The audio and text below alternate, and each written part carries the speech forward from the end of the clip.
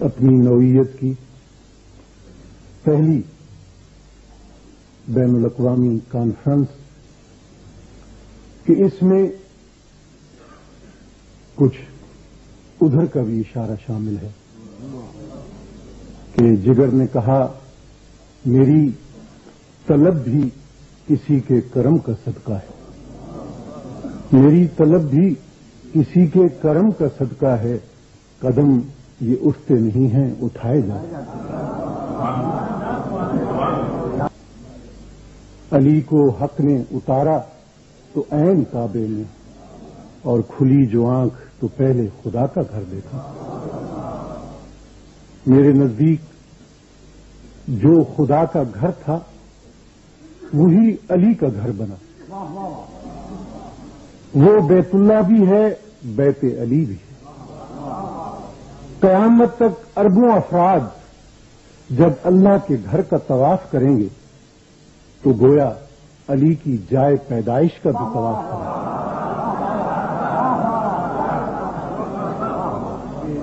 ایک پیشرو مقرر نے کہا کہ دو مکاتب فکر ہیں، ایک مکتب فکر آپ کو علیہ السلام کہتا ہے، دوسرا کرم اللہ وجہہ کہتا ہے۔ میں کہتا ہوں کہ وہ ایک تیسرے مکتب فکر کا تذکرہ کرنا بھول۔ تیسرا مکتب فکر وہ ہے، اور جس میں میں بھی شامل ہوں، کہ جو انہیں علیہ السلام بھی کہتا ہے اور کرم اللہ وجہہ بھی کہتا ہے۔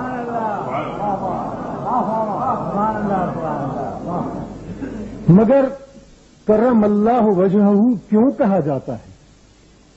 ان کا ماتھا خدائے واحد کے سوا کبھی کسی کے آگے نہیں جھکا، ان کی سانس ایک ایک سانس کبھی شرک سے آلودہ نہیں ہوئی۔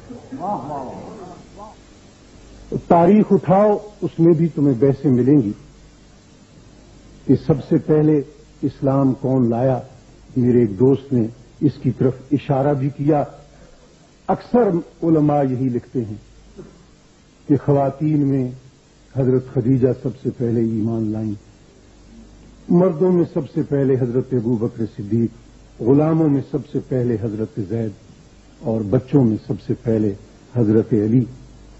مگر میں کہتا ہوں کہ علی کے باب میں یہ انصاف نہیں۔ اسلام لانے کا سوال تو اس کے باب میں پیدا ہوتا ہے جو پہلے کسی دوسرے مذہب کا ماننے والا ہے۔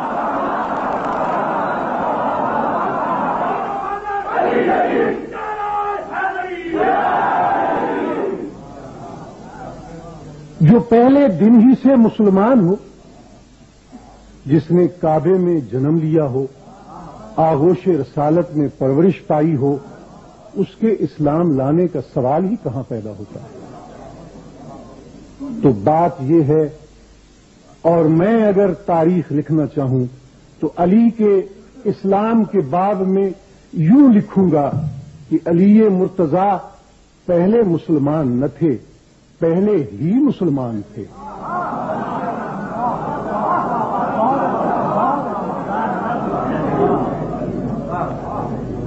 اور مورخوں اور تذکرہ نگاروں کی بھی کیا بات کروں، صرف اسی ضمن ہی میں تو انہوں نے جناب امیر سے زیادتی نہیں کی۔ بنو امیہ کی تھیلیوں کے منہ کھلے، اور ایسے لوگوں کی ایک کرایہ دار فوج تیار ہوئی جنہوں نے زبان اور قلم سے علی اور آل علی کو گالیاں دینا اپنی زندگی کا مشن بنا لیا۔ تو انہوں نے کس کس پہلو میں آپ سے زیادتی نہیں؟ آپ سب تاریخ پڑھنے والے لوگ ہیں، کتابیں اٹھا کر دیکھیے، جناب علی مرتضی کا جو حلیہ ان کتابوں میں لکھا ہے، اسی سے وہ بغض آپ کو ٹپکتا نظر آئے گا کہ جو بنو امیہ کے پروپیگنڈے کا مرہون منت ہو۔ दुनिया की सारी कौमों में अरब सबसे बढ़कर हसीन कौम है। अरबों में कुरैश और कुरैश में बनु हाशिम और बनु हाशिम में जनाब अब्दुल मुत्तलिब का घराना। और ये लोग जनाब अब्दुल मुत्तलिब के पोते जनाब अली के बारे में जो हुलिया बयान करते हैं वो कुछ यूं है कि वो पस्त कद थे, पेट उनका बढ़ा हुआ था, टांगें पतली थी। और ये आपको कमोबेश तारीख की हर किताब में लिखा हुआ मिलेगा। इस हुलिये से तसव्वुर में एक ऐसा शख्स आता है जो खूबसूरत तो कुजा कबूल सूरत की नजर नहीं आती। मगर ये लोग भूल गए कि ये जो सैयदना अली को हर दौर में सैकड़ों खुशनसीब ख्वाब में देखेंगे,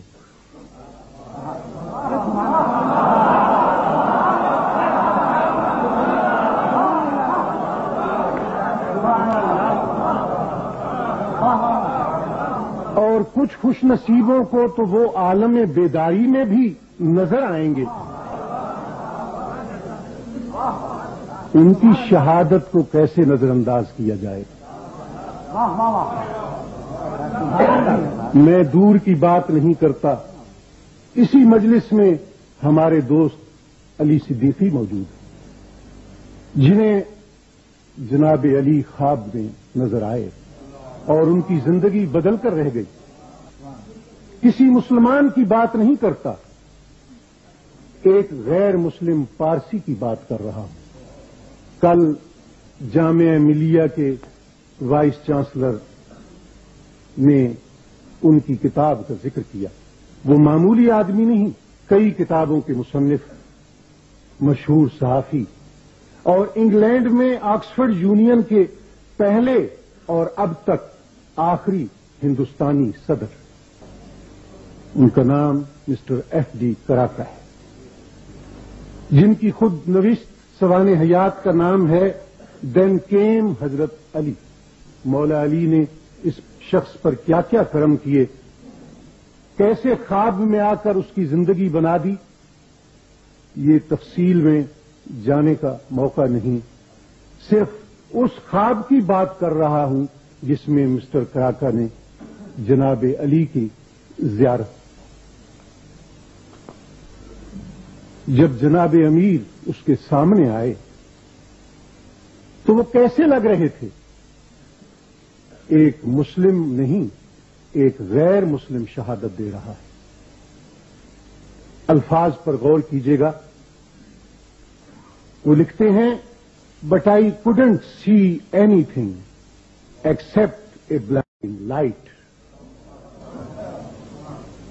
मगर मैं इसके सिवा कुछ नहीं देख सका कि एक नूर चमका, एक जलवा सामने आया और मेरी आंखें चुंधिया गई। It was like looking in to the सन। ये ऐसे था जैसे सूरज के अंदर देखा जाए। मुझे शेर याद आ गया, निगाह बर्क नहीं, चेहरा आफताब नहीं, वो आदमी है मगर देखने की ताब नहीं। करमल्लाहु वजहहू, जिसके चेहरे को अल्लाह ताला ने खुसूसी फजीलत से सरफराज फरमाया, और सिर्फ उन्हें ही सरफराज नहीं फरमाया, उनके तमाम आबाओ अजदाद को भी सरफराज फरमाया। मेरे दोस्त अल्लामा आगा रूही किबला ने ये बात तशना छोड़ दी। वो इख्तिलाफात में नहीं पड़ना चाहते थे, मगर मैं मेहमान होने का फायदा उठा रहा हूं।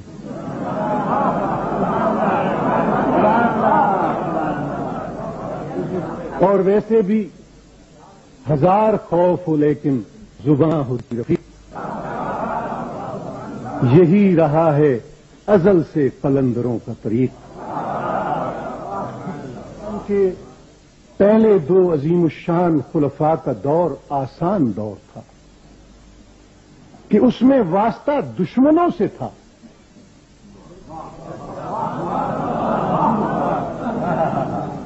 اسلام کے پہلے دو عظیم الشان خلفاء کا دور آسان دور تھا کہ اس میں واسطہ دشمنوں سے تھا، مرتدوں سے تھا، منکرین زکات سے تھا، مگر جناب علی کے مقابلے میں خود مسلمان کہلانے والے بزرگ تھے.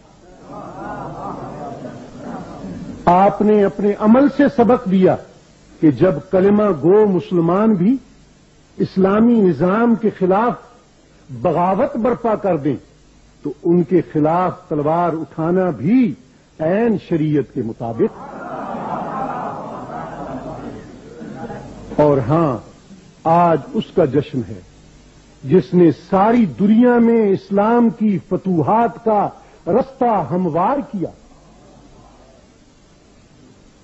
کچھ لوگ کہتے ہیں، اور معلوم نہیں نادانی سے کہتے ہیں یا شرارت سے، مگر کہتے ہیں کہ حضرت علی کے عہد میں فتوحات نہیں ہیں، کیسر و کسرا کے تخت نہیں الٹے. میں کہتا ہوں انصاف شرط ہے. خود ہی بتاؤ، اگر بنیاد رکھنے والے نے اس کی بنیاد نہ رکھی ہوتی تو تاج محل بن سکتا تھا.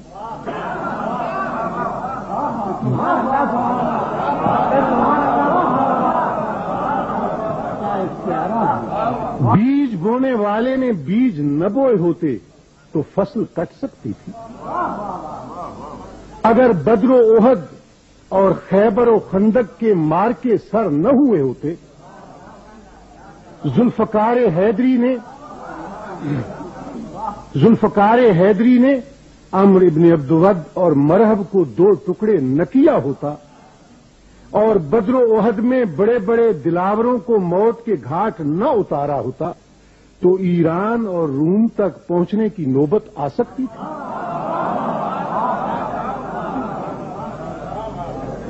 ضرب ید اللہی کو اسلامی فتوحات کی تاریخ سے نکال دو گے تو باقی ہی کیا بچے گا؟ جس کی اولاد جیسی اولاد چشم فلک نے نہیں دیکھی. تاریخ کسی ایسے دوسرے خاندان کو پیش نہیں کر سکتی جو حکومت میں نہ ہو مگر پھر بھی دلوں کا حکمران ہو، جس نے ظلم و ستم اور آمریت و استبداد کے ہر دور میں لگاتار قربانیاں پیش کی ہیں. حضرت علی کا نام ایک ایسا پرچم ہے جس کے نیچے ہر مظلوم آ کر کھڑا ہو جاتا ہے. ہمیشہ ہمیشہ کے لیے ایسا فرق پیدا کر گئے کہ بعد کے کسی دور میں باطل کو حق سے بیعت طلب کرنے کی جرأت نہیں ہو سکتی. باطل نے حق سے پھر کبھی بیعت طلب نہ کی. باطل نے حق سے پھر کبھی بیعت طلب نہ کی. پھر کوئی کربلا نہ ہوئی کربلا کے بعد. سبحان اللہ. جب بنو امیہ اور بنو عباس کے حکمرانوں نے ظلم کا بازار گرم کر رکھا تھا تو یہ خانوادہ رسول اور علوی خاندان کے چشم و چراغ ہی تھے جو اپنے گریبانوں کا پرچم لے کر اٹھے اور مظلوموں کی آواز بن گئے.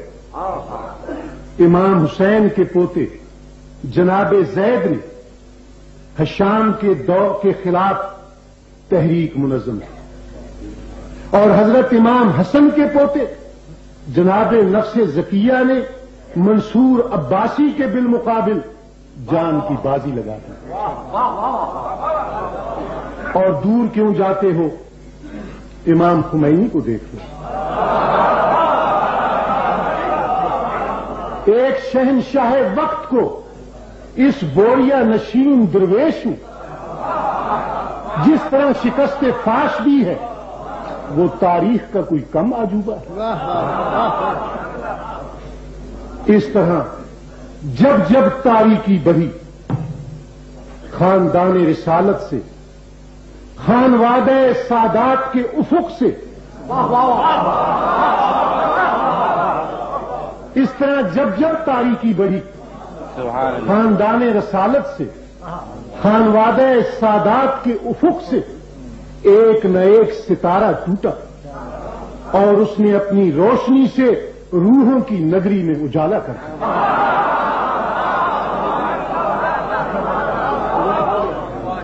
سلام اس پر کہ جس کے نام لیوا ہر زمانے میں، سلام اس پر کہ جس کے نام لیوا ہر زمانے میں بڑھا دیتے ہیں ٹکڑا سرفروشی کے فسانے میں۔ تاریخ اسلام میں جتنے مشاہیر ہیں سب ہمارے سروں کے تاج ہیں، جتنے صحابہ کرام ہیں ہماری آنکھوں کا نور اور دلوں کا سرور ہے، مگر ان میں سے کون ہے جس کی دوسری یا تیسری نسل کے کسی فرد کا نام بھی ہم جانتے ہیں؟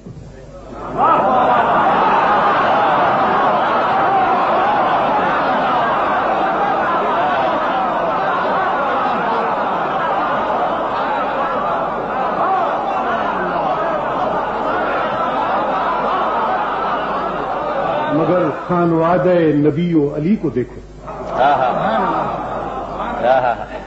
کس طرح صدیوں سے اب تک چراغ سے چراغ جلتا چلا آ رہا ہے۔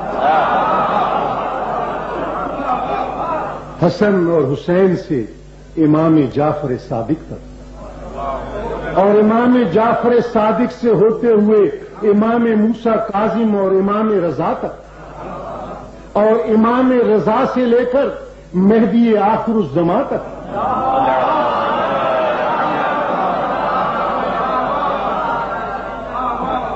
کتنے چاند ستارے ہیں جو آسمان اہل بیت پر جگمگ جگمگ کر رہے ہیں۔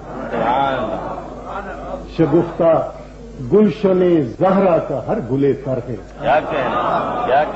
شگفتہ گلشن زہرا کا ہر گلے تر ہے، کسی میں رنگ علی ہے، کسی میں بوئے رسول۔